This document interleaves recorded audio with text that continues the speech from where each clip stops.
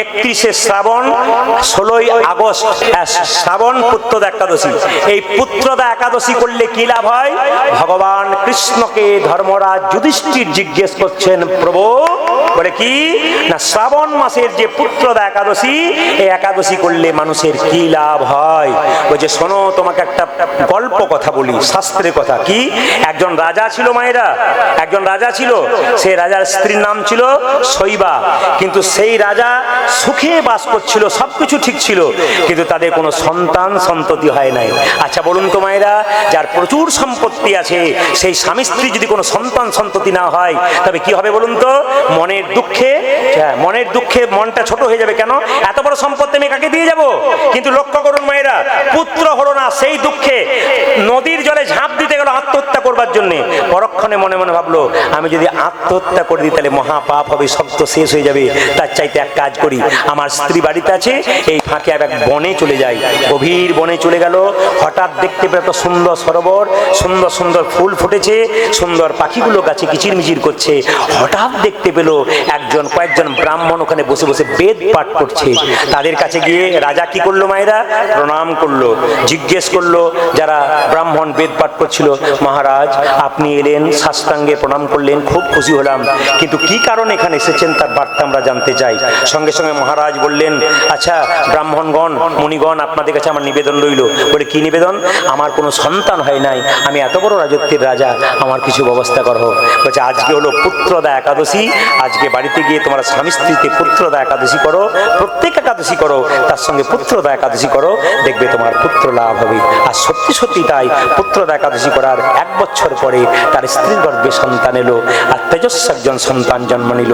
সেই সন্তানটি মহারাজের সন্তান হয়ে গেল।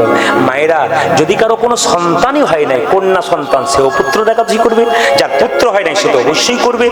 আর যার সন্তান সন্ততি হয়েছে, সন্তান সন্ততির মঙ্গলের জন্য আপনারা একাদশী করবেন। এর সাইন্টিফিক কারণ আছে। 14 দিন আপনি খাবার খেলেন, একদিন ফাঁকা রাখবেন, হজম হয়ে যাবে, পরবর্তী খাবারটা খেলে আপনি সুস্থ থাকবেন। আবার 14 দিন পরে খাবার খাবেন, তার মানে কি আবার লিভারটা কিন্তু রেস্ট হয়ে গেল। নদীর মধ্যে শ্রেষ্ঠ গঙ্গা, শাস্ত্রের মধ্যে শ্রেষ্ঠকে শ্রীমদ ভাগবত গীতা, পাখির মধ্যে শ্রেষ্ঠকে গরুর পাখি, আর সবাই লক্ষ্য করুন, দেবতার মধ্যে শ্রেষ্ঠকে অচ্যুত। আর আমাদের যে তিথি, এই তিথির মধ্যে শ্রেষ্ঠ কি বলুন তো? একমাত্র একাদশী তিথি। তাকাবেন, একাদশী যিনি করবেন, বলছে রামনবমী কেউ যদি করে সে পুণ্য লাভ করবে, কিন্তু কেউ যদি না করে তাহলে কোনো পাপ হবে না। জন্মাষ্টমী কেউ যদি করে পুণ্য লাভ হবে, কেউ যদি না করে তার কোনো পাপ হবে না। রাধাষ্টমী যদি কেউ করে তার পুণ্য লাভ হবে, কিন্তু কেউ যদি না করে তার পাপ হবে না। কিন্তু একাদশী যদি কেউ করে তার পুণ্য লাভ হবে, কেউ যদি না করে তার অবশ্যম্ভাবী পাপ হবে। কেন? সেদিন অন্যের মধ্যে পাপ লুকিয়ে থাকে।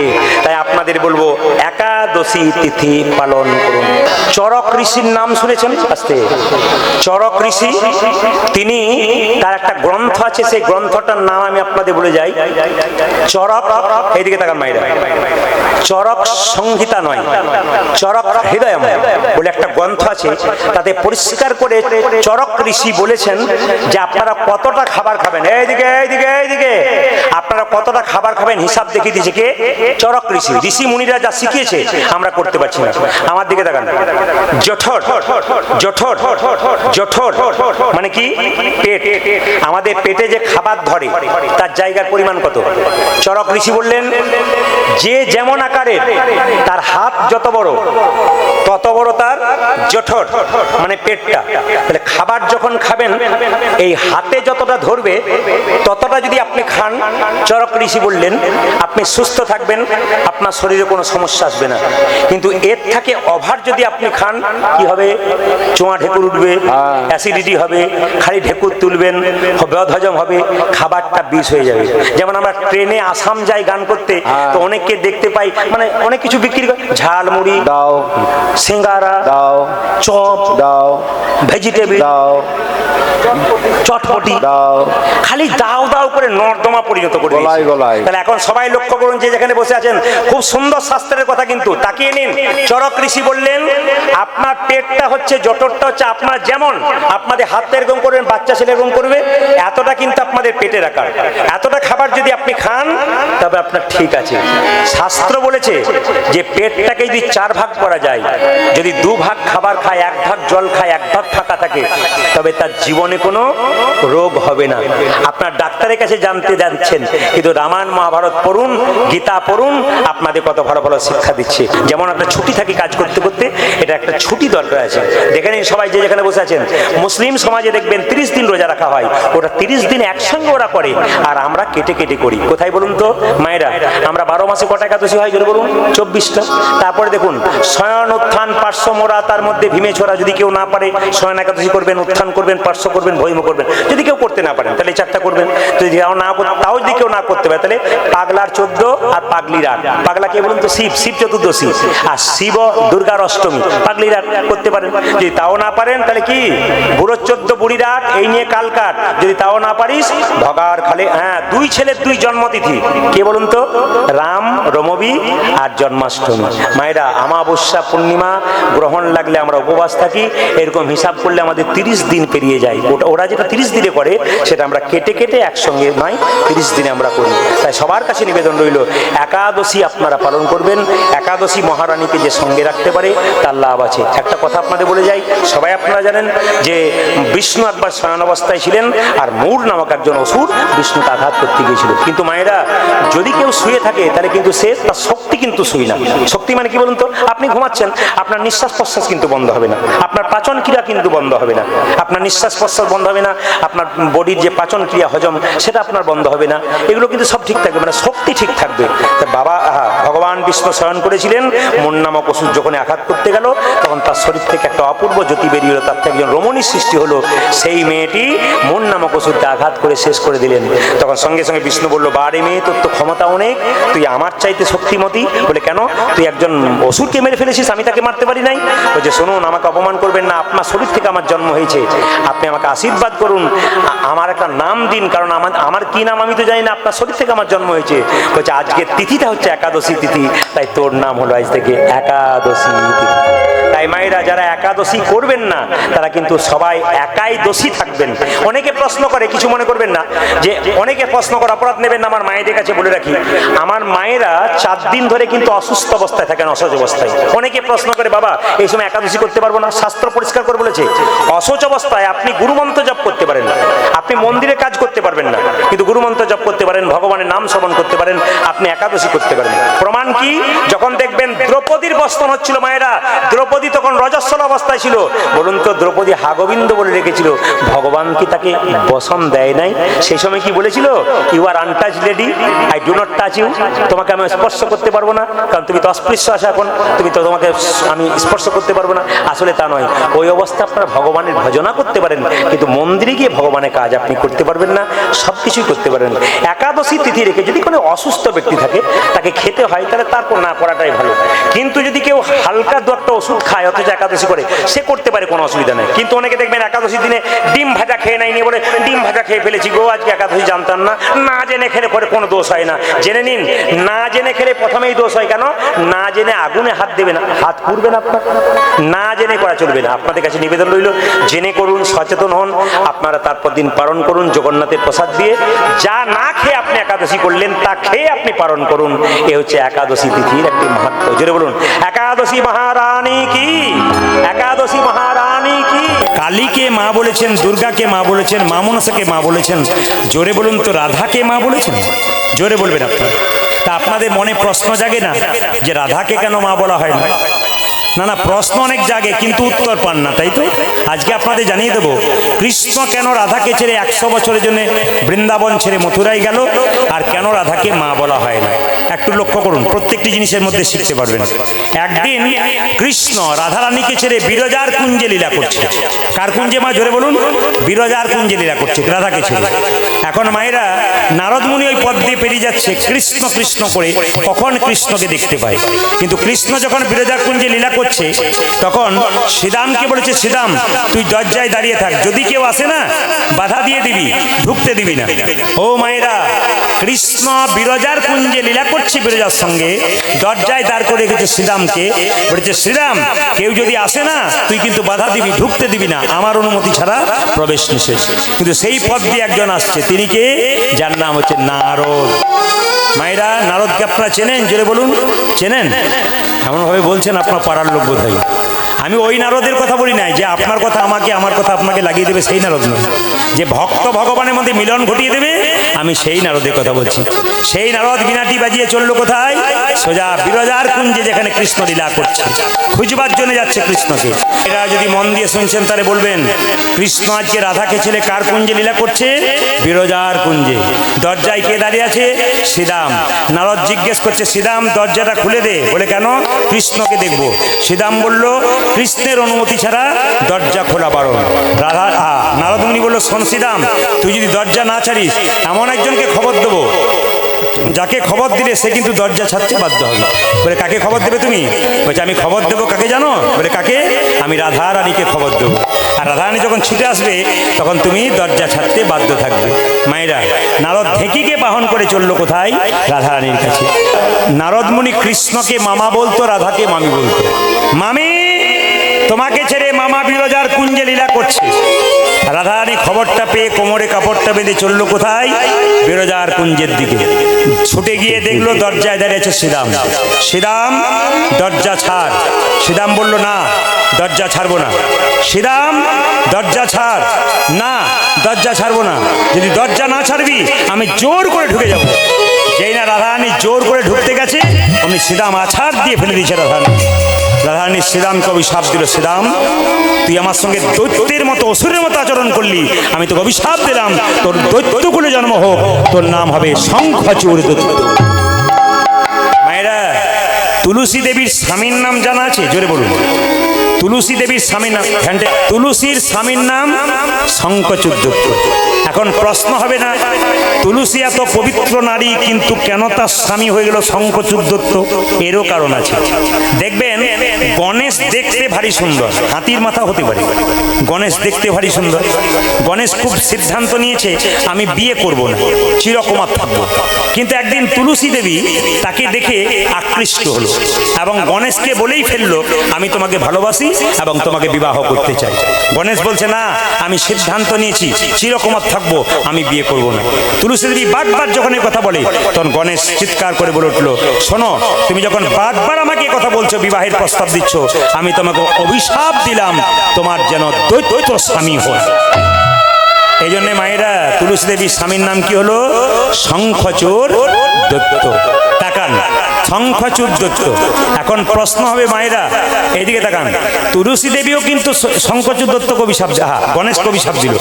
তুমি যেমন সিদ্ধান্ত নিচ্ছ চিরকুমার থাকবে, তোমাকে অভিশাপ দিলাম, তোমার একের চাইতে দ্বিতীয় বিয়ে হবে, মানে অধিক বিয়ে হবে।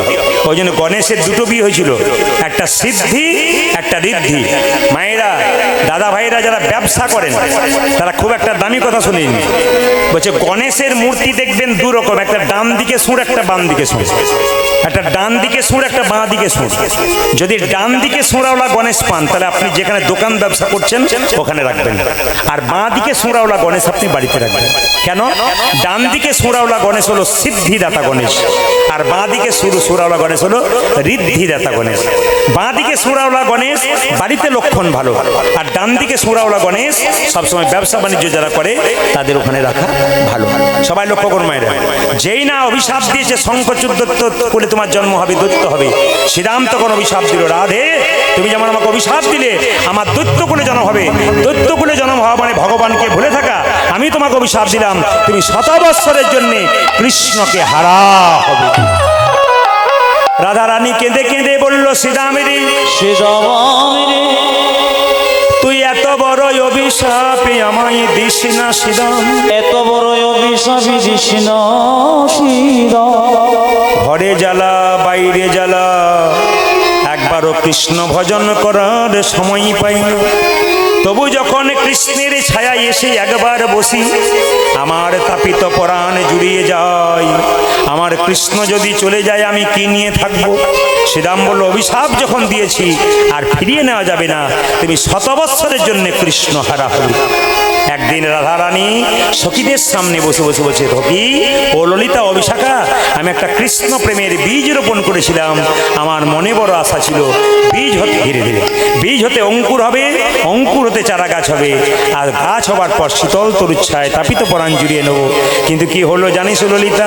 প্রেম অঙ্কুর যাও তোবা অত ভেদ। একটু আগে আপনারা শুনলেন যে রাধারানীকে মা বলা হয় না কেন? না, শ্রীরাম দ্বিতীয় অভিশাপটা দিয়েছিল, তোমাকে যে মা বলেছিলাম, তুমি যখন মায়ের রূপ ধারণ করে এসেছো, তুমি যখন অভিশাপ দিলে ছেলেকে যে শঙ্খচূড় রূপে জন্ম নাও, তোমাকে অভিশাপ দিলাম, তোমাকেও পৃথিবীতে কেউ কোনোদিন মা বলে ডাকবে না। শ্রীরামের অভিশাপ থেকে রাধারানীকে মা বলে ডাকা হয় না। আপনারা কেউ কেউ প্রশ্নের উত্তর দিতে পারবেন, শ্রীরামের অভিশাপ থেকে রাধারানীকে মা বলে ডাকা হয় না। এখন লক্ষ্য করুন মায়েরা, রাধারানী কেঁদে কেঁদে বলছে, আমার আর আমার বধূর প্রেমটা কেমন জানিস? প্রতিপদ চাঁদের মতো। মায়েরা, আকাশে প্রতিপদের চাঁদ দেখেছেন? কেউ কেউ দেখেছেন? কেউ দেখেন না। অমাবস্যার পরের দিন সারা রাত্রি আকাশের দিকে চেয়ে থাকলে দেখবেন কোণে একটু মতো চাঁদ উঠেছে, ওটার নাম হচ্ছে প্রতিপদের চাঁদ। পদকর্তা বলল, প্রতিপদ চাঁদ ও দয় জয়ছে জামিনী। মায়েরা, ঝর্ণা মহাশয়া যেদিন মাচাতে চেপে শ্মশানে চলে যাচ্ছিল, বাড়ির তো সবাই কেঁদেছিল, পাড়ার সবাই দুঃখ পেয়েছিল। তা আপনারা বলুন তো, যখন মাচাতে বেঁধে নিয়ে যাচ্ছিল, ছেলে মেয়েরা বড় কাঁদছে, মা তুমি চলে গেলে, ফিরে এসো। কিন্তু ফিরে এসে বললে কি আর সে ফিরে আসবে? যে একবার চলে যায় সে ফিরে আসে না। তো ললিতা জিজ্ঞেস করছে, রায় তোর কৃষ্ণ যখন 100 বছরের জন্য মথুরা ছেড়ে বৃন্দাবন ছেড়ে মথুরায় যাচ্ছে, তখন তুই বাধা দিলি না কেন? বলছে, আমি কি বাধা দিই নাই? আমি ছেড়ে দিয়েছি। আমি বাধা দিয়েছিলাম কিন্তু হয় নাই। বলে কিরকম? কৃষ্ণ যখন অক্কুরের রথে চেপে যায়, অক্কুরের রথের চাকা ধরে কত কাঁদলাম, কেঁদে কেঁদে বললাম, বধূ হে, তুমি যদি চলে যাও তবে আমার আপনে বলতে আর কেউ না। ওগো অক্রূর, তোমার নাম কে অক্রূর রেখেছিল? তোমার নাম ক্রূর রাখা উচিত ছিল। আমি কি করলাম জানিস ললিতা? আমি রথের চাকার তলায় শুয়ে পড়লাম, অক্রূরকে বললাম, অক্রূর তুমি আমার বুকের ওপরে রথের চাকা চাপিয়ে দাও। আমার প্রাণনাথকে যখন নিয়ে যাচ্ছ, আমার প্রাণ সঙ্গে করে নিয়ে চলো। তবে আমি প্রাচীন লোকের মুখে শুনেছি, যদি কেউ শোভাযাত্রা করে, কোনো মৃত ব্যক্তির মুখ যদি দেখতে পাই, তবে নাকি তার যাত্রা ভালো হয়। মায়েরা বাইরে তখন শুভ কাজে যান, রাস্তায় মরা দেখলে কি বলেন? বাবা যাত্রা ভালো গো, মরা দেখলাম, বলেন না? আমি সেই সিদ্ধান্তে হয়েছি কি জানিস? আমার বুকের উপরে ললিতা বলল, তুই কি বললি? বললাম, আমার বুকের উপরে রথের চাকা চাপিয়ে দাও। আমি মরে গেলে আমার বধূ আমার মৃত মুখে দেখে যাবে, তার যাত্রা ভালো হবে। কিন্তু আমার বধূ কি করলো জানিস ললিতা? রথ হতে নামলো, এক হাতে গঙ্গা জল তুলসী পত্র, এক হাতে আমার মাথায় ঠেকিয়ে বলল, ওগো রাধে, যাবার সময় আমার যাত্রাপথ পিছিল করো না। তুমি কেঁদে কেঁদে আমার যাত্রাপথ পিছিল করো না। তোমার মাথায় হাত দিয়ে কথা দিলাম, আজ যাব কাল ফিরে আসিব। কিন্তু ললিতা রে, আমার বধূ বলল, আজ যাব কাল ফিরে আসবো। বধূর কথাটি কেমন জানিস? ব্যবসায়ী লোকের মতো। সামনে দোকান আছে, আপনি দেখতে পাচ্ছেন, দোকানদারও কীর্তন শুনছে, পাশে যারা বসেছে তারা শুনছে। আমাদের বীরভূমে কোনো দোকানে যদি আপনারা যান, প্রায় দোকানের দরজায় লেখা থাকে, আজ নগদ কাল ধার। আজকে আপনি 100 টাকা নিয়ে নগদ আনতে গেলেন, কালকে ভাবলেন ধার নেবো, রাত্রি পেরোলে আবার ওই লেখাটাই রয়ে যাচ্ছে, আজ নগদ কাল ধার। কাল আর হচ্ছে না। আমার বধূর কথাটি কেমন জানিস? ব্যবসায়ীর মতো। আজ যাব কাল ফিরে আসবো। যেই না রাত্রি পেরিয়ে যাচ্ছে, অমনি আবার আজ হয়ে যাচ্ছে। শোন ললিতা, আমি আমার বধূ ফিরে আসবে বলে আমি কি করেছি জানিস? সিঁথিতে সিঁদুর রেখেছি, হাতের শাখা রেখেছি, চরণের আলতা রেখেছি, নয়নের কাজল রেখেছি। আমি স্নান করি নাই কেন জানিস? আমার পায়ের আলতা ধুয়ে যাবে বলি। আমার বেণী মাধব গোবিন্দ নিজের হাতে বেণী বেঁধে দিয়েছে। ওরে ললিতা রে, আমার বধূ যেদিন মথুরায় যাবে তার আগের রাত্রিতে আমাকে বলল, রাধে তুমি আমায় কেমন ভালোবাসো? আমি বললাম, বধূ হে তুমি আমায় কেমন ভালোবাসো প্রমাণ দাও। ভগবান কি করলো জানিস? আমাকে কোলে বসিয়ে আমার বধূ নিজের হাতে সিঁথিতে সিঁদুর পরাইয়ে দিল, নয়নে কাজল পরাইয়ে দিল। এই দেখ আমার চরণে আলতা পরাইয়ে দিল, আমার নিজের হাতে বেণী বেঁধে দিল। বললো, রাধে আমি আজ যাব, কাল ফিরে আসবো, এসে যেন তোমার বেণীটা দেখতে পাই, সিঁথির সিঁদুর দেখতে পাই, নয়নের কাজল দেখতে পাই, চরণের আলতা দেখতে পাই। আমার বধূ 100 বছর আসে নাই বলি আমি পা ধুই নাই। যদি কোনোদিন ফিরেই আসে আমার চরণের আলতা দেখাতে পারবো না। যদি কোনোদিন ফিরে আসে স্নান করে দিলে আমার বেণী দেখাতে পারবো না। তবে ললিতা রে, আমার বধূ যদি ফিরে আসে আমি সব দেখাতে পারবো, শুধু দুটো জিনিস দেখাতে পারবো না। কোন দুটো জিনিস? নয়নের কাজল দুটো। কেন দেখাতে পারবি না? কৃষ্ণ বলে কেঁদে কেঁদে আমার নয়নের কাজল মুছে গেছে। রানী কেঁদে কেঁদে বলছে, যতদিন কৃষ্ণ আমার ছিল ততদিন আমার দাম ছিল, কৃষ্ণ নাই আমার দাম নাই। এখানটা ভালো শিক্ষা আছে। ও মায়েরা, স্বামী যতদিন সংসারে আদর ততদিন, স্বামী নাই যার আদর তার শেষ হয়ে গেল। কিছু মনে করবেন না। আপনার স্বামী যদি বেঁচে থাকে আপনাকে যেমন করে হোক, আপনি অনেকে বলে না, তোরা আমায় খেতে দে না দে, আমি স্বামীর ভিটেতে পড়ে থাকবো।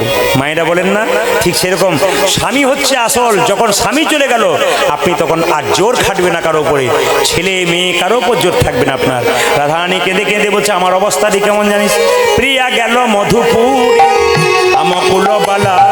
কীর্তন যতক্ষণ, এই মালা ততক্ষণ। কীর্তন শেষ হবে, মালা যেখানে বাসা সেখানে রেখে দিয়ে আমি চলে যাব। তাহলে মালার দাম কতক্ষণ? কীর্তন যতক্ষণ। আপনার সংসারে আপনার দাম কতক্ষণ? আপনার স্মৃতির সিঁদুর যতক্ষণ, আপনার হাতের শাঁখা যতক্ষণ। এই জন্য আমি বারবার বলবো, হাতের শাঁখা স্মৃতির সিঁদুরকে আপনারা অপমান করবেন না।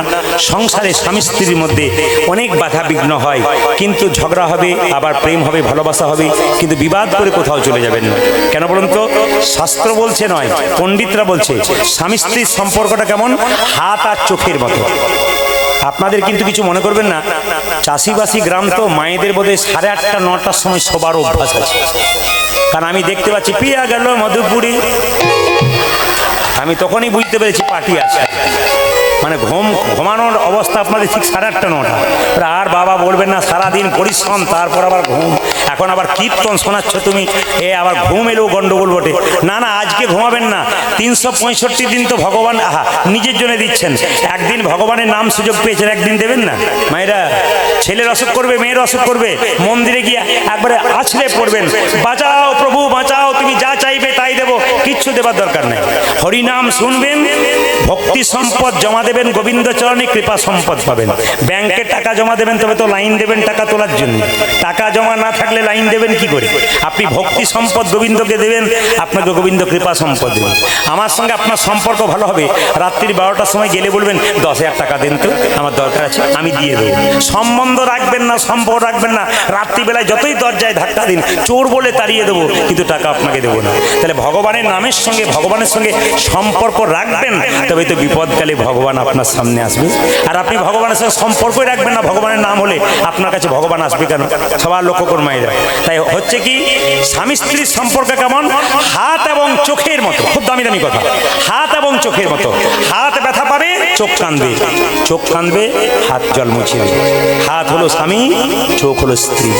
হাত ব্যথা পাবে, স্ত্রী চোখ কাঁদবে, আর চোখ যখন স্ত্রী কাঁদবে স্বামী হাত তখন বারবার জন্ম ছেড়ে। এরকম সম্পর্ক যদি থাকে তবে সম্পর্ক সুন্দর হবে। এই যে মাঝে মাঝে বাণীগুলো বলে যাব, যদি নিতে পারেন তাহলে আপনার লাভ আছে, আর যদি নিতে না পারেন তাহলে তো নিতাই গৌর হরি বল হয়ে যায়। তাই বলছে শোন, যতক্ষণ আমার বৃন্দাবনে গোবিন্দ ছিল আমার মালার দাম ছিল, এখন মালতীর মালার মতো আমাকে ফেলে দিয়ে চলে গেল। ও মায়েরা, স্বামী মারা গেলে স্ত্রীর দুটো জিনিস চলে যায়, কি কি? চোখের ঘুম আর মুখের হাসি। রাধারানী কেঁদে কেঁদে বলছে আমার অবস্থা কেমন? নয়নক নিধি গেল ভয়ানক হাস, ভয়ানক নিধি গেল ভয়ানক হাস। ললিতা, এরা সবার কাছে নিবেদন রইল।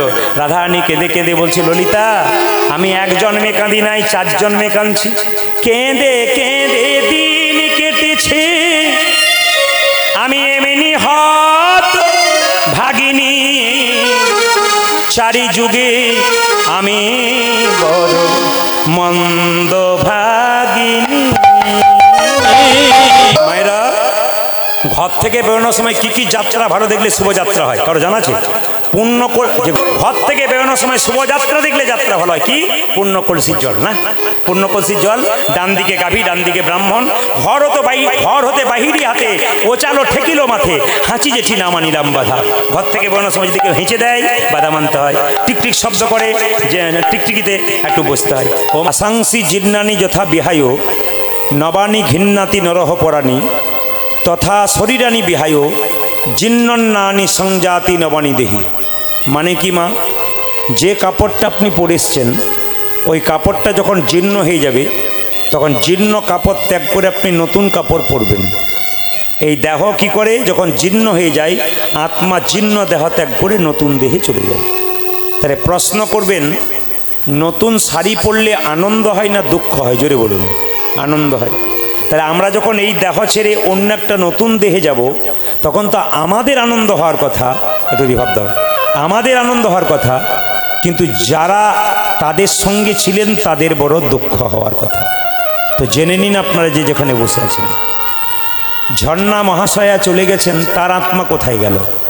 প্রদীপ পাল যেদিন মারা যাবে সেদিন তার আত্মা কোথায় যাবে? আপনারা যেদিন মারা যাবেন আপনাদের আত্মা কোথায় যাবে? শাস্ত্র কি বলল? মানুষ কুলে জন্মগ্রহণ করে যে যেমন কর্ম করবে তার কর্ম অনুযায়ী ফল হবে। মানুষ কুলে জন্মগ্রহণ করে কেউ যদি পশুর মতো কর্ম করে তবে তার পশু কুলে জন্ম হবে। মানুষ কুলে জন্মগ্রহণ করে কেউ যদি মানুষের মতো কর্ম করে পরের জন্মে আবার মানুষ হবে। মানুষ কুলে জন্মগ্রহণ করে কেউ যদি মহাপুরুষের মতো কর্ম করে তার দ্বিতীয় জন্ম হয় না, তার গোবিন্দ চরণ প্রাপ্ত হয়। প্রশ্ন করবেন কীরকম?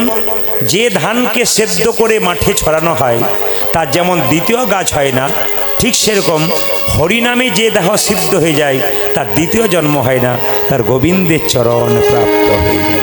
তাই আপনাদের কাছে নিবেদন রইল, জন্ম হোক যথা তথা, কর্মটি যেন ভালো হয়।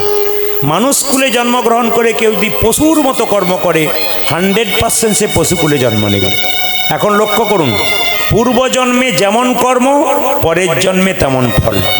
আপনাদের এই গ্রামে ওই পাড়াতে একটা বাচ্চা জন্ম নিচ্ছে, আজকে ওই পাড়াতে একটা জন্ম নিয়েছে। একটা ছেলে সোনার চামচ মুখে নিয়ে বড়লোকের বাড়িতে জন্ম নিল, আর একটা ছেলে গরিবের বাড়িতে জন্ম নিল, মায়ের বুকের দুধ পাচ্ছে না। তাহলে সেই ছেলে দুটো কী এমন কর্ম করেছিল যার জন্য একজন বড়লোকের ঘরে একজন গরিবের ঘরে? পূর্বজন্মে যার কর্মফল ভালো ছিল সে বড়লোকের ঘরে জন্ম নিল, আর পূর্বজন্মে যার কর্মফল খারাপ ছিল সে গরিবের ঘরে জন্ম নিল।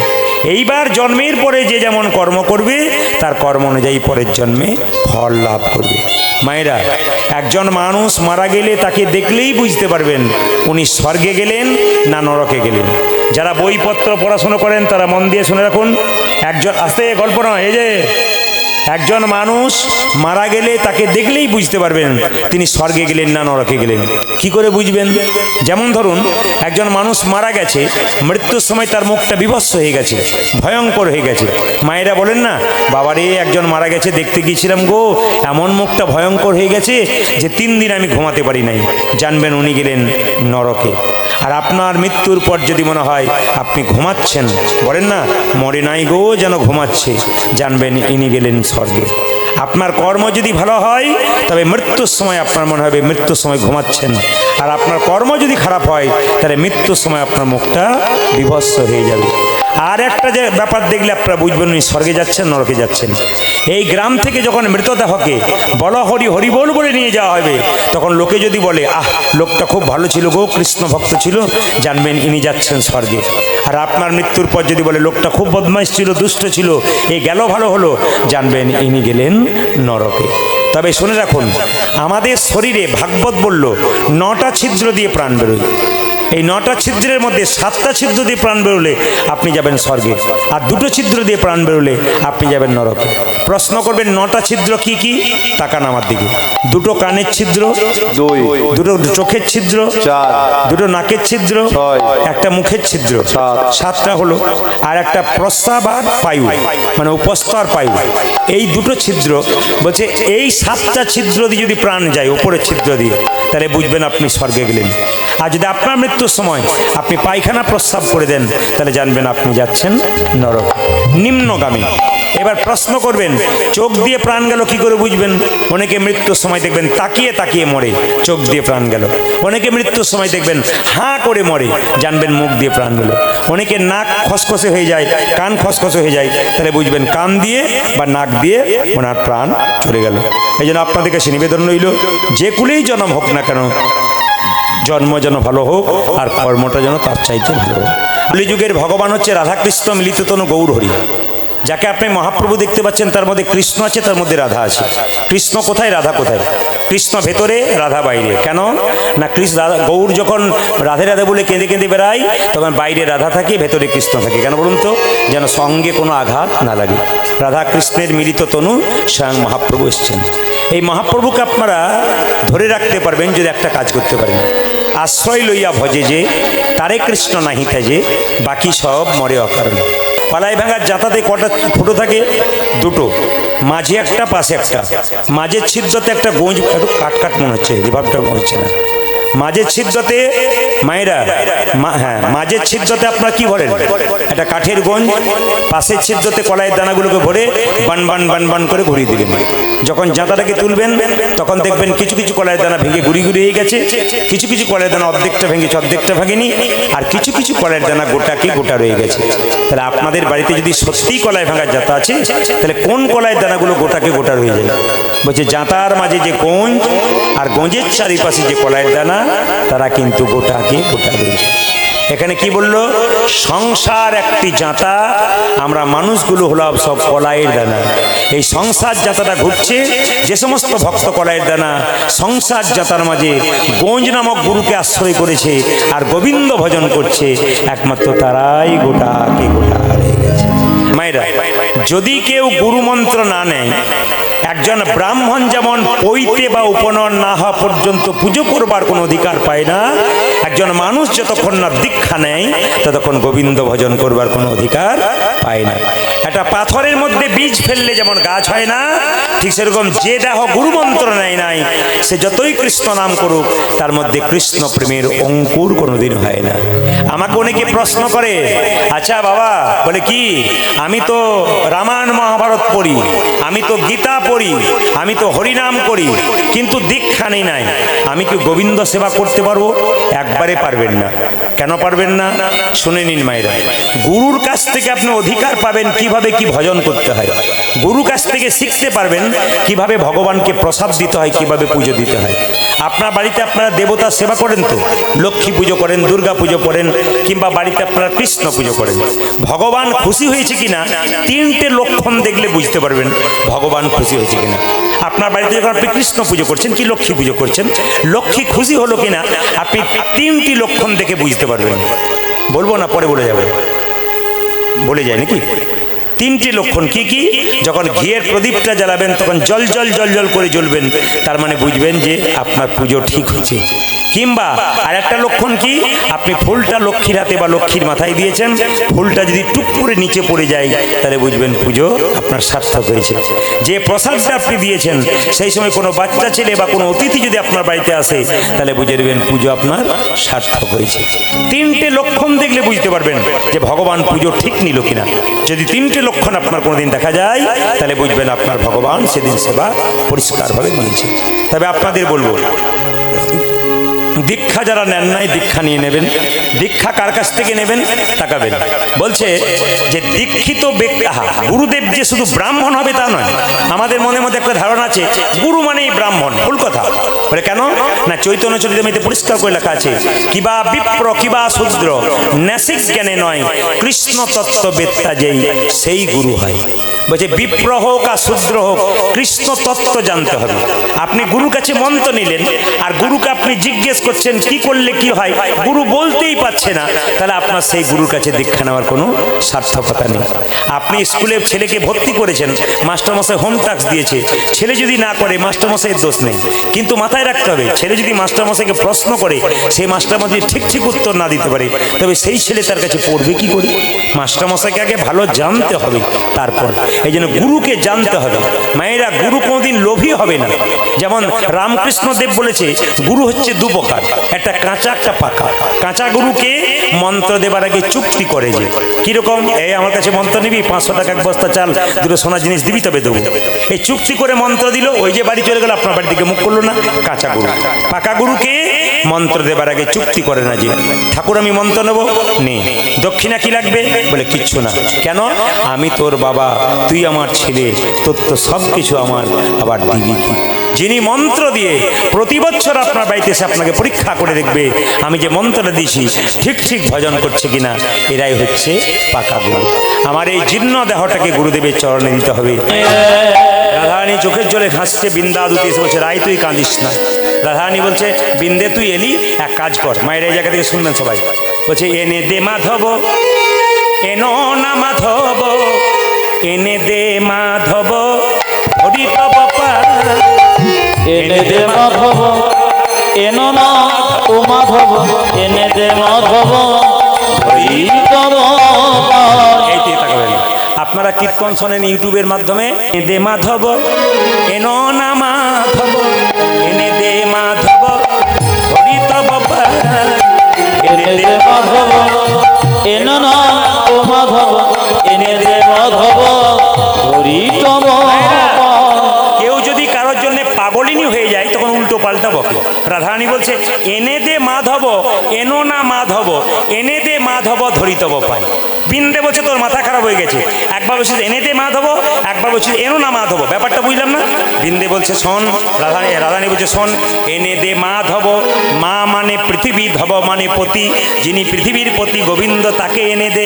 এনো না উমাধব, উমা মানে দুর্গা, ধব মানে পতি, আমি দুর্গার পতি শিবকে চাই না, এসবই অনন্য মাধব, এনো হে মাধব। রাধারানীকে প্রণাম করে বৃন্দে যখন যাচ্ছে তখন আবার ফিরে এলো। রাধারানী জিজ্ঞেস করছে হ্যাঁ রে রাই, এই বৃন্দে আবার ফিরে এলি কেন? বলছে বৃন্দাবনে কৃষ্ণ থাকাকালীন তোকে একটা দস্তখত লিখেছিল। মায়েরা কিছু মনে করবেন না, আমি ধরুন কীর্তন করতে এলাম এনাদের বাড়িতে, কাগজে, এদিকে কাগজে লিখে গেলাম যে আগামীবারে যখন কীর্তন করতে আসবো তখন আপনাদের কাছে 1 টাকাও নেবো না। এইদিকে দেখাবেন, আমি ধরুন এখানে কীর্তন করতে এলাম, তো কথার মানে বলছি, কিন্তু কীর্তন করতে এলাম, এবার আমি কথা দিয়ে গেলাম 1 টাকাও নেবো না পরের বারে। এবার আমি পরের বারে এসে বললাম এই টাকা আমাকে দিতে হবে, আপনি তখন কাগজটা দেখাবেন, এই যে আপনি লিখে দিয়ে গেছেন, প্রমাণ আছে। বৃন্দাবনে রাধারানী যখন ছিল তখন রাধারানীকে কৃষ্ণ লিখে দিয়েছিল। কি লিখেছিল? যে আমি যে তোমার প্রেমের ঋণী, সোনরাই গরবিনী, আমি যে তোমার প্রেমের ঋণী, তোমার ঋণ নারিলাম সুদিতে, মনে করি বারবার সুদিব প্রেমের ধার, তাই হবে আমায় আবার জন্ম নিতে। ওগো রাধে, আমি তোমাকে কথা দিলাম তোমার প্রেমের ঋণ শোধ করব, আবার আমাকে জন্মাতে হবে। তবে কোন দিন জন্ম যাব? যেদিন দিয়াই গৌরাঙ্গ হব। রাধারানী বলছে ওই কাগজটা দেখাবার দরকার কি? বলছে শোন, এখানে ছিল রাখাল, ওখানে রাজা। বৃন্দে বলছে এখানে রাখাল ছিল, কৃষ্ণ ওখানে রাজা হয়েছে, তা যদি রাজা হয়ে রাখালের কথা মনে না মনে পড়ে, তবে শোন, আমি কি গিয়ে আগে দেখাবো না, কি করবো জানিস? বলে কি বলবো আমি রীতিমতো। দেখবেন মাথুর গান আপনারা শুনছেন, মাথুর গানের খুব সুন্দর সুন্দর ব্যাখ্যা আছে, কঠিন গান কিন্তু সহজ করে বোঝাচ্ছি আপনাদের। বলছে বলবো আমি রীতিমতো, তাতেও যদি না হয় রত, বাঁধবো আমি আপন জোরে, আমার বাধা দেখে যদি মথুরার লোকে সদাই মরে, বলবো আমি গরব করে, আমাদের রাই রাজা পলাতক হয় প্রজা, যদুনাথ দাস ভয় করে না কারে। আমি কথা দিলাম, বলে কি আমি যাব, তবে যদি বাঁধবো, যদি আসতে না চাই তাহলে বাঁধবো। রাধারানী বলছে শোন, আমার গোবিন্দের কোমর করে বাঁধিস না, যদি অঙ্গে লেগে যায়, হ্যাঁ তুই এমনভাবে কাজ করবি না সাপও না মরে লাঠিও না ভাঙে। বিন্দে বলছে শোন, শুধু কি তুই একাই কাঁদছিস কৃষ্ণের জন্যে? আমরাও কাঁদছি। ওরে বিন্দে, আমি কেমন করে ঘরে থাকবো, আমাকে যে যেতে হবে। মায়েরা আর কি দেখলো, এক ব্রজনারী কক্ষে কুম্ভ, এক ব্রজনারী কক্ষে কুম্ভ করি, ব্রজনারী কক্ষে কুম্ভ করি, এক ব্রজনারী কক্ষে কুম্ভ করি, যমুনাতে বাড়ি চাই চাই গো, এক ব্রজনারী কক্ষে কুম্ভ করি, যমুনাতে বাড়ি চাই চাই গো, যমুনাতে বাড়ি চাই চাই গো, যমুনাতে বাড়ি চাই চাই গো। যাত্রাকালে যদি সুমঙ্গল দেখি ঘাগরি উড়িছে মাঠে, আমার যাত্রাকালে যদি শুভ মন দেখি ঘাগরি উড়িছে মাঠে। ডান দিকে গাভী আর ডান দিকে যদি ব্রাহ্মণ দেখে যাত্রা ভালো হয়। এইদিকে তাকাবেন। আজ যে একব্রজনারী কক্ষে যাত্রাকালে যদি সুমঙ্গল দেখি ঘাগরি উড়িছে মাঠে, এমন কোনো মেয়ে যদি রাস্তায় থাকে যে মাথায় কাপড় নিয়ে দাঁড়িয়ে থাকে, তার মুখ দেখলে যাত্রা ভালো হয়। এখনকার দিনে এরকম মেয়ে জোগাড় করতে গেলে 100 টাকা দিয়ে দাঁড় করাতে হবে। মাথার কাপড়, আপনাদের এখানে সব মাথার কাপড় আছে, দাদা বলছে মাথার কাপড় আছে, আসলে গরম বলে কেউ নেয় নাই, নইলে সবাই নেয়। মাথার কাপড়ের কথা যখন এলো, এদিকে তাকান, মাথার কাপড়টার নাম কি? লজ্জা। এইদিকে তাকান, মাথার কাপড়টার নাম কি? লজ্জা। যে মেয়ের মাথার কাপড় নাই তার লজ্জা নাই। ও মায়েরা, আমার মায়ের মা বেঁচেছিল 95 বছর বয়স, মাথার কাপড় এখানে। আমার মা বেঁচেছিল 80 বছর বয়স, মাথার কাপড় এখানে। আমার কাকিমা বেঁচে আছে 65, মাথার কাপড় খোপা মানে বাম্পার পর্যন্ত এলো। এখন যারা বাড়িতে এসছে বাম্পার টাম্পার নিয়ে হাইওয়ে রোড হয়ে গেছে। আবার দেখবেন, এখন দেখবেন, আগে ভাসুর দেখলে মেয়েরা পর্দা নিত না, জোরে বলুন। এখন পর্দা নেই। যেদিন থেকে ভাসুর হলো বর্দা, সেদিন থেকে সরে গেল পর্দা। পর্দা যেদিন থেকে হলো সেদিন থেকে পর্দা সরে গেল, আর পর্দা নাই। বয়স্ক বাবার আর পর্দা দেখতে পায় না, কেন বলুন তো, অভ্যাস হয়ে গেল আপনাদের, আর দেখার দরকার নেই।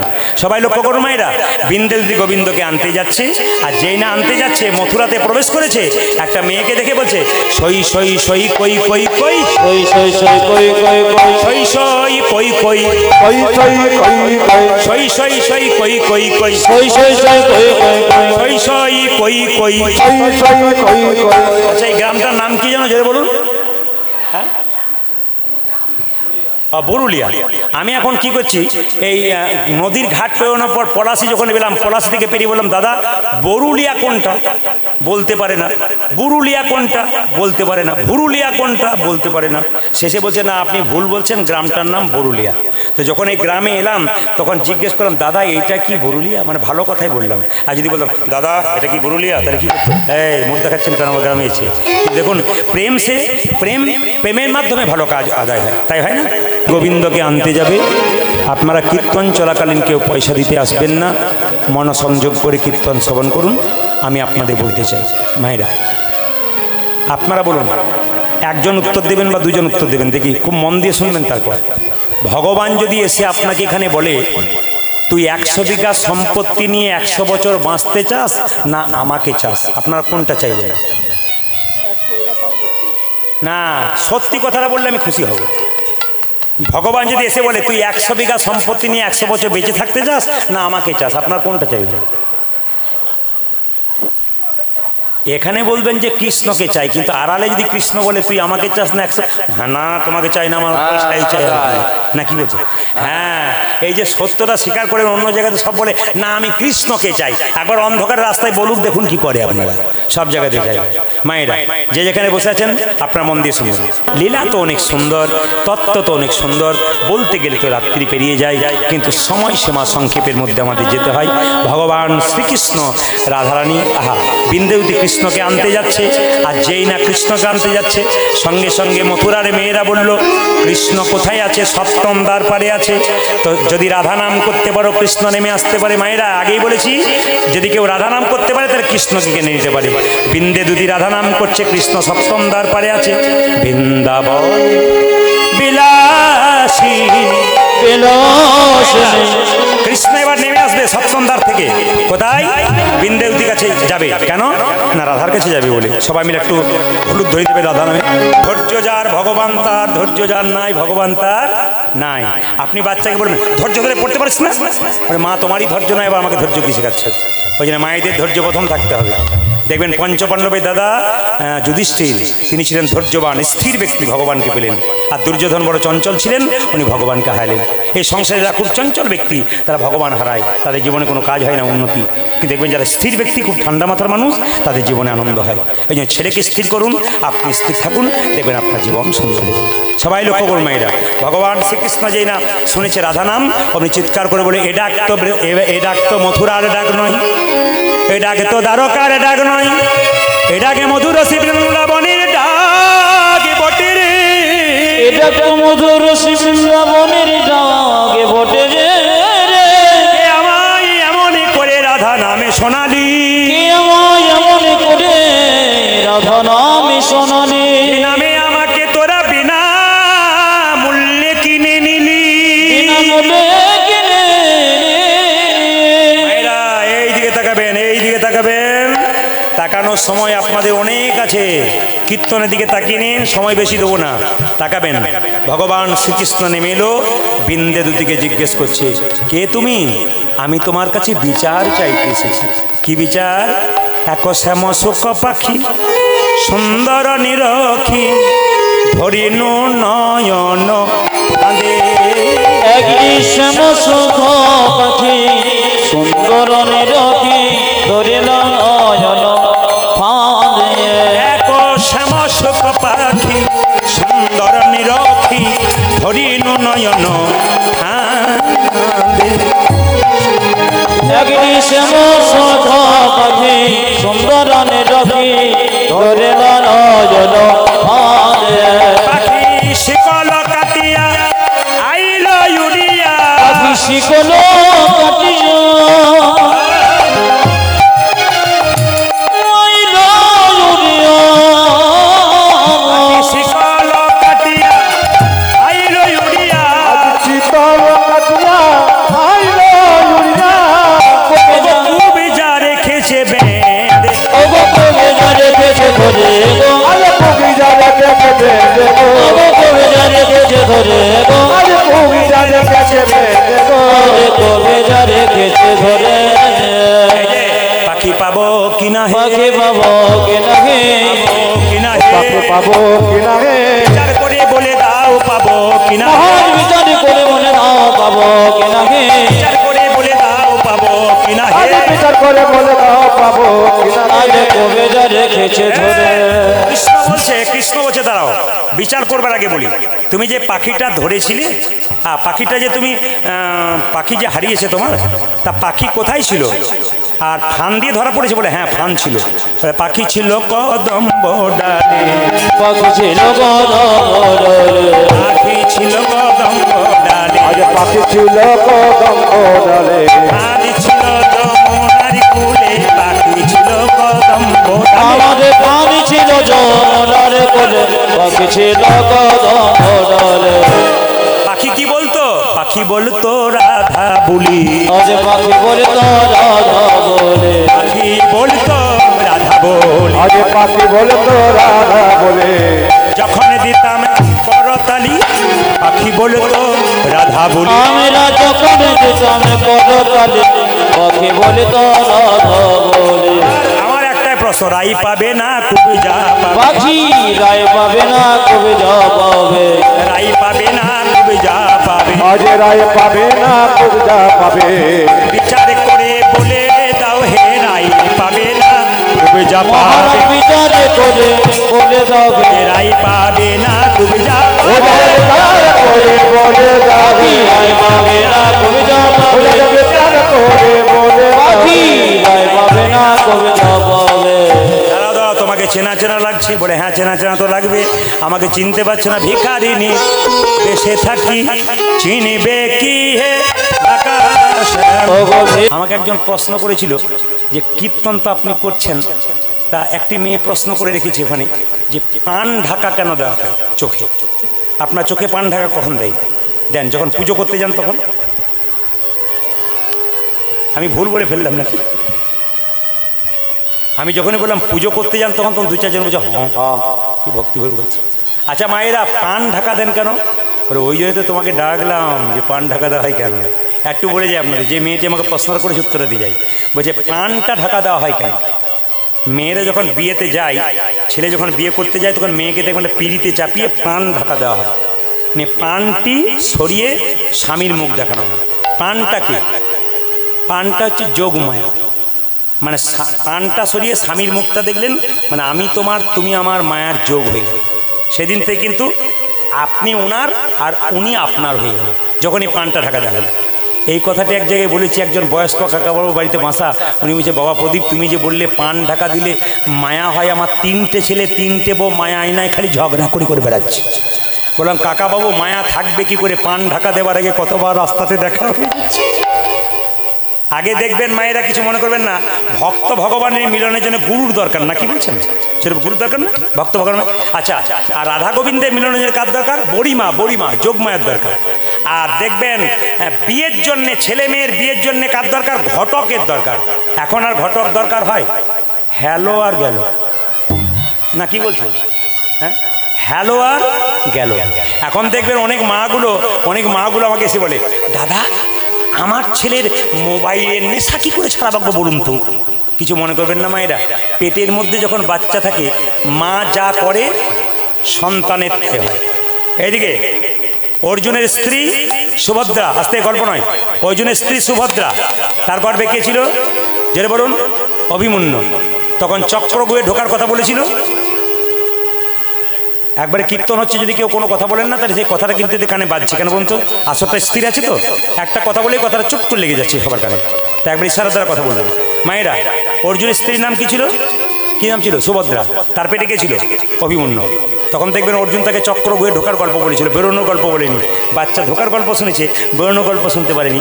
ওই যে দেখবেন অভিমন্যু দেখবেন চক্রব্যূহে ঢুকেছিল যুদ্ধক্ষেত্রে, বেরোতে পারেনি। ঢোকার গল্প জানে, বেরোনোর গল্প জানে। মায়ের পেটে বাচ্চা থাকাকালীন মা যা করবে বাচ্চার তাই হয়। এখনকার মেয়েদের দেখবেন পেটে বাচ্চা থাকলে ডাক্তারবাবু বলে দেয়, শাশুড়ি আছে? বলে হ্যাঁ, কোনো অসুবিধা নাই, ঘাড়ে বালিশ পায়ে বালিশ নিয়ে শুয়ে থাকবে, সেবা নেবে তুমি, কোনো অসুবিধা নেই, চলে যাও। কেন? তোমার পেটের বাচ্চা যত মোটা হবে আমার লাভ আছে, সিজার করবো আমি, টাকা হবে আমার, তোমার যা হবে হবে। এই জন্য এখনকার মেয়ের, আপনাদের মুর্শিদাবাদের জন্য বলি নাই, আমাদের ওদিকের জন্য বলছি। এদিকে দেখান, এখনকার মেয়েরা দেখবেন, আপনাদেরও হয়? ও, এটা নদিয়া। আচ্ছা, এটা নদিয়া, আমি মুর্শিদাবাদ বলছি, খালি নদিয়া। তাকান, এখন আপনার নদিয়াতে নেই, আমাদের দিকে আছে। মেয়েদের পেটে বাচ্চা থাকলে দেখবেন মেয়েরা দেখবেন স্ক্রিন টাচ মোবাইল নিয়ে খালি সময় কাটাচ্ছে। এবং বাচ্চাটা জন্ম নেবার পরে দেখবেন খালি এদিক ওদিক তাকাচ্ছে। তখন মাটা বলছে, বাবা রে, আমার ছেলে কি টুকটুক করে তাকাচ্ছে গো, কি যেন খুঁজে বেড়াচ্ছে, ওই স্ক্রিন টাচ মোবাইল খুঁজে বেড়াচ্ছে। কারণ আপনি না পেটের মধ্যে যা করবেন শাস্ত্র কথা দিয়েছে তাই হবে আপনার বাচ্চা। এই দিকে তাকাবেন। আবার দেখবেন অনেক মেয়েরা বলে, আমার ছেলে মোবাইল ছাড়া খায় না, কি খায়? কার্টুন দেখে আর খায়। কিছু মনে করবেন না, ছেলে মেয়ের বাচ্চাদের মোবাইল বন্ধ করতে গেলে প্রত্যেকটি মা বাবার কাছে বলে রাখলাম, বাচ্চা ছোট থাকলে আপনি বাচ্চার সামনে মোবাইল খুলবেন না। শুধু প্রয়োজনে ফোন করে নেবেন মাত্র। মোবাইলে আপনি ছবি দেখবেন, বাচ্চাও ছবি দেখবে। বাচ্চা এমনভাবে মোবাইলের দাস হয়ে যাবে, বাচ্চা কার্টুন ছাড়া খাবে না। বলুন তো, একদিকে মোবাইল দেখে একদিকে খায়, বলুন তো হজম হয় না গিলে খায়? জোরে বলুন, হজম হয় না গিলে খায়? তাহলে যে গিলে খায় তার হজম হয়? খিটখিটে মিজাজ হয়ে যায়। যত ছেলে বড় হবে খিটখিটে মিজাজ হয়ে যাবে। তাই বারবার বলবো, আপনার মোবাইল কিন্তু বাচ্চাদেরকে দেবেন না। চাণক্য পণ্ডিত বলেছে, 5 বছর পর্যন্ত বাচ্চার কোনো দোষ ধরবে না, খেলবে পড়বে ভাঙবে কিছু বলবে না। 5 থেকে 15 পর্যন্ত ছেলে মেয়েকে শাসনের চোখে রাখবে, একবারে লাল চোখে রাখবে। 5 থেকে 15 বছর পর্যন্ত একবারে কোনো শাসনের বাইরে নয়, চাণক্য পণ্ডিতের কথা, শাসন করবে। আর যখনই 16 বছর পেয়ে যাবে ছেলে মেয়ের বয়স, বদাচরে, কার কথা? চাণক্যদেবের কথা। বন্ধুর মতো ব্যবহার করবে, নইলে ছেলে মেয়ে বিগড়ে যায়। তবে আপনাদের এই আসরে কীর্তন করতে আসবার আগে একজন বেটা ছেলে কিন্তু আমাকে একটু জ্বালিয়েছে। কি জ্বালিয়েছে? সেখানে আমাকে ওই যাচ্ছে আর আসছে, খালি বলছে, দাদা একটা মাদুলি নাই? মাদুলি তুমি কি করবে? বলছে, আমার স্ত্রী বিয়ের পরে আমাকে সেবা যত্ন করে না, খালি রাস্তা দিয়ে যায়, কীর্তন শোনে খালি, এরকম করে। কি ব্যাপার? এমন তোমার বিয়েতে ক্যামেরা ছিল? বলছে, হ্যাঁ ছিল। বলে, ক্যামেরাম্যানই গন্ডগোলটা করেছে। বলে, কীরকম করেছে? আমার দিকে তাকান। এখনকার আপনাদের বিয়েতে ক্যামেরা থাকে, আমার দিকে তাকান। আচ্ছা, মেয়ে যখন ফুলের মালাটি, মানে মালা বদল হয় যখন মেয়েদের, তখন মেয়েরা দেখবেন, কি লজ্জা নত হয়ে মালাটি পরে যেন কিছুই জানে না, ভাজা মাছটি খুলতে খুলে। আমি আজকে এক জায়গায় পড়ছিলাম, এটা ব্যঙ্গ কথা বলছি, রসিকতার কথা। স্ত্রী কাকে বলে? বিয়ের পর থেকে যে স্বামীর সঙ্গে অশান্তি লাগিয়েই থাকে, আর স্বামীর মঙ্গলের জন্য আবার হাজার হাজার ব্রত করতেও থাকে। আপনাদের এখানে নয়, দেখবেন মেয়েটি যখন মালা পরাতে যে স্বামীকে মালা যখন পরাবে তখন শুভ দৃষ্টি হয়, খুব সুন্দর আনন্দ করে মালাটি লজ্জানত হয়ে যখন মালাটি পরাতে যাচ্ছে, পরানোর সময় স্বামীর দিকে তাকাবে, শুভ দৃষ্টি হবে, পাশ থেকে ক্যামেরাম্যান বলে এই দিকে শুভ দৃষ্টিতে কার দিকে হয়ে গেল? কার দিকে হলো? আর তাকাই আমি আপনাদের বলতে চাইছি কি, আপনারা আসল জিনিসটা ঠিক রাখুন। মালা বদলের সময় আপনি ক্যামেরা করুন, অসুবিধা নেই, কিন্তু মালা বদলের সময় যে কাজটি সঠিক সেটা করুন, নকল করবেন না। আমাদের দুর্গাপুজো হচ্ছে, এখন তো আমরা প্যান্ডেল দেখতে যাই, ঠাকুর দেখতে যাই কি জোরে বলুন? প্যান্ডেল দেখতে যাই। এক জায়গায় দেখতে পাচ্ছি থিম করেছে, শিব বসে আছে স্কুটিতে আর দুর্গা তার পেছনে হাত দিয়ে বসে আছে। এটা একটা থিম হয়ে গেছে। এটা হাসি নয়, এটা হিন্দুদের লজ্জা। অন্য ধর্মে একটা মানুষ বলল, প্রদীপবাবু খুব তো লোককে শিক্ষা দিচ্ছেন, আপনাদের কৈলাস পর্বতে বাবা শিব কোথায় স্কুটি চালিয়েছিল? আমি লজ্জায় কিছু বলতে পারলাম না। এত নির্লজ্জের মতো আমরা কাজ করছি যে আমাদের ধর্মটাকে নিচের দিকে নামিয়ে দিচ্ছি। অন্যান্য ধর্মের মানুষ ধর্ম নিয়ে ছেলেখেলা করে না, আমরা দেখবেন ধর্ম নিয়ে খালি ছেলেখেলা করছি। কেন? মা দুর্গার প্যান্ডেল তৈরি করছি, মা দুর্গাকে তৈরি করছি কি চায়ের কপটি দিয়ে, চায়ের গ্লাস দিয়ে, দেখবেন মা দুর্গা তৈরি হচ্ছে এখন। এটা নাকি ফ্যাশন হয়ে গেছে, এটা থিম হয়ে গেছে। আমরা যে আগামী দিনে কোন জায়গায় পৌঁছাবো, সাবধান থাকবেন আপনারা। নিজের সনাতন ধর্মকে বাঁচান, আপনি সব ধর্মকে সম্মান দিন, নিজের ধর্মকে কোনোদিন ছোট করবেন না। ভগবান শ্রীকৃষ্ণ যে বলছে, তোমাকে চিনতে পেরেছি, বলো বলো বৃন্দে বৃন্দাবনের কে কেমন আছে? ওগো শোনো শোনো গোবিন্দ, যেদিন থেকে তুমি বৃন্দাবন ছেড়ে চলে এসেছো, সেদিন থেকে গাভীরা তার বৎসকে দুগ্ধ দেয় না। যদি বাচ্চারা তার মায়ের দুগ্ধ পান করতে যা, গাভীগুলো কেঁদে কেঁদে বলে হতভাগা কোথাকার, আবার স্তন দুগ্ধে মুখ দিয়ে দিচ্ছি বলে ভগবান অভিমান করে চলে গেছে। যেদিন গোবিন্দ ফিরে আসবে সেদিন তোকে স্তন দুগ্ধ পান করাবো। আর শোনো শোনো, তোমার তোমার সুবল সখা কি করছে জানো? তোমার সুবল সখা পটেতে আঁকা সদাই মূরতি, তোমার সবল সখা পটেতে আঁকা সদাই মূরতি। কৃষ্ণের প্রিয় সখা হচ্ছে সুবল। সুবল কৃষ্ণকে এত ভালোবাসে। কৃষ্ণ যেদিন থেকে বজ ছেড়ে চলে গেছে, কৃষ্ণের ছবিটা সুবল এঁকেছে। কিন্তু মায়েরা, কৃষ্ণের ছবিটা সুবল এঁকেছে, কিন্তু চরণটাকে নাই, কোমর পর্যন্ত এঁকেছে। যদি চরণ ছেড়ে আবার পালিয়ে যায়, তোমার সুবল সখা পটেতে আঁকা সদাই মূরতি হেরে। মায়েরা, সুবল সখা কেঁদে কেঁদে বলছে, ভাই কানা একবার দেখা দে, ভাই কানা একবার দেখা দে রে, ভাই কানা একবার দেখা দে, ও ভাই কানা একবার দেখা দে রে। সুবল সখা কেঁদে বলে, কানা একবার দেখা দে ভাই। ওই দেখে সুবল সখা কেঁদে বলে, ভাই কানা একবার দেখা দে রে, সুবল সখা কেঁদে বলে, কানা একবার দেখা দে রে, সুবল সখা কেঁদে বলে, কানা একবার দেখা দে রে। তোমার নন্দ পিতা জেলেছে চিতা প্রাণ ত্যাজিবার, ও তোরে নন্দ পিতা জেলেছে চিতা প্রাণ ত্যাজিবার পরে, নন্দ চিতা জেলেছে চিতা প্রাণ ত্যাজিবার। ও তোমার নন্দ পিতা জেলেছে চিতা প্রাণ ত্যাজিবার পরে। গোবিন্দ, তোমার পিতানন্দ চিতা সাজিয়ে বসে আছে, আর কেন আগুনে ঝাঁপ দিচ্ছে না জানো? তুমি তোমার মুখে আগুন দেবে, তার বাবার মুখে, তবে বাবা আগুনে ঝাঁপ দেবে। কেঁদে কেঁদে বলছে, আমার মুখে আগুন দিয়ে যা গোপাল, আমার মুখে আগুন দিয়ে যা গোপাল, মুখে আগুন দিয়ে যা গো, ওই আমার মুখে আগুন দিয়ে যা গোপাল। নন্দ পিতা কেঁদে বলে, মুখে আগুন দিয়ে যা গোপাল। আমার নন্দ পিতা যে বলে, মুখে আগুন দিয়ে যা গোপাল। মা কেমন রানী লয়ে নবনী ফিরছে দারে মা নন্দ রানী লয়ে নবনী ফিরছে দারে দারে রানী লয়ে নবনী ফিরছে দারে ও দারে তোমার নন্দ রানী লয়ে নবনী ফিরছে দারে দারে আমার মা নন্দ রানী নবনী নিয়ে নিয়ে দরজায় দরজায় ঘুরে ঘুরে বেড়াচ্ছে। পরের ছেলেকে ধরে যদি গোপাল বলে কাঁদছে, পরের মারা এসে বলছে, হতভাগিনী নিজের ছেলেকে তুই দূর করে দিয়ে আবার আমাদের ছেলেগুলোকে স্পর্শ করছিস। বারবার তোমার মায়ের কোল থেকে সবাইকে কেড়ে নিয়ে চলে যাচ্ছে।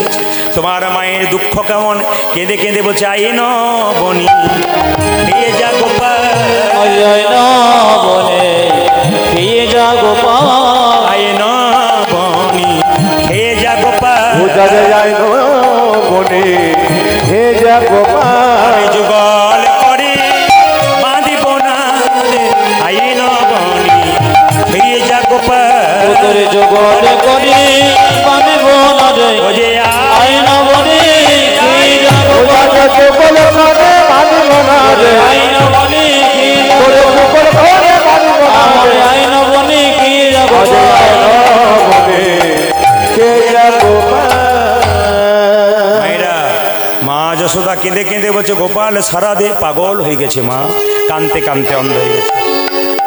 গোপাল রে সারা দে গোপাল, সারা দে রে, গোপাল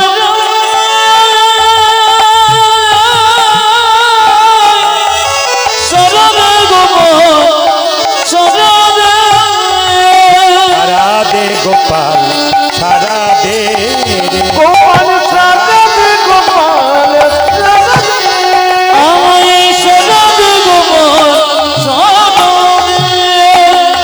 অভাগিনী মাঝে তোর ফোকারি কাঁদে রে, অভাগিনী মাঝে ফোকরে কাঁদে রে অভাগিনী মাঝে তোর ফোকারি কাঁদে রে, পূজারে ভাগিনী মাঝে ফোকারি কানে সারা দে গোপাল, সারা নিতাই গৌর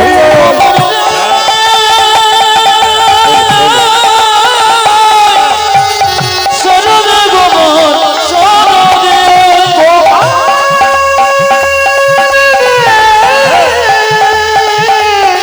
সাজাবে গোপাল সাজাবে যে বাঁশি বাজিয়েছিলি বৃন্দাবনে, সে বাঁশি আবার বাজা সবার কানে, বসে বসিয়েছিলি বৃন্দাবন সে বসে আবার বাজা সবার কানে যে বাঁশি বাজিয়েছিলি বৃন্দাবনে, সে বাঁশি আবার বাজা সবার কানে রে, যে বাতি বাজিয়েছিলি বৃন্দাবনে হে বাতি আবার বাজা ছোয়ার কানে সোনার ব্রজ ওই দেখি সোনার বোঝ সোনার ব্রজ আজ সোনার